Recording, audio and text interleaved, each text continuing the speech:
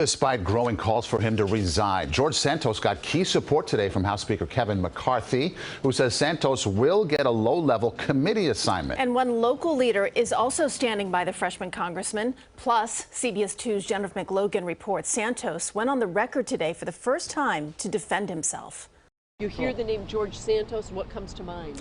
Someone who should be removed from Congress. Well, I'm not convinced that that's actually his real name. When you lie and you represent the public, no good. From Queens to Nassau, Santos's 3rd congressional district, in a new public policy poll, 60% of voters think he should resign and that Congress should open an ethics investigation. I'm going to outwork any of the pundits and talking heads that are out there saying that I should resign, that I'm unfit for office. Santos chased on Capitol Hill about resigning, answering reporters with a cryptic 142.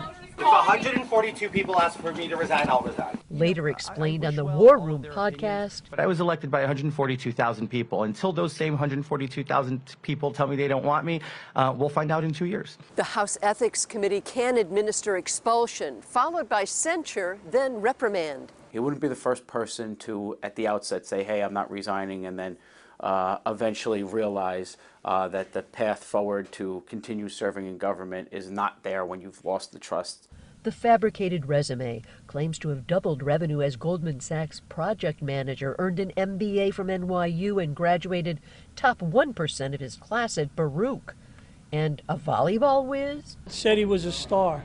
Said they won a championship. He was a striker. He played up front. He's fairly tall. He said he played right by the net. And the Republican chair of Nassau explained Wednesday that it was the Queens GOP who recommended Santos. George Santos, he came from Queens. And quite candidly, people were not knocking down the door to run. Especially running against a strong candidate like Swazi in 2020. Districts redrawn in 2022 and Santos eked in.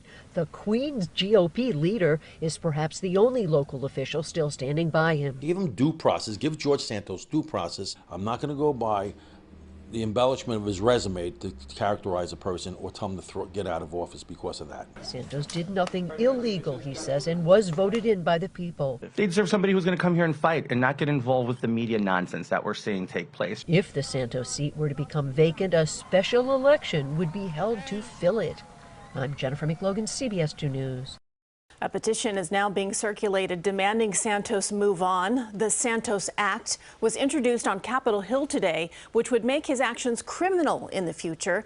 The acronym stands for Stopping Another Non-Truthful Office Seeker.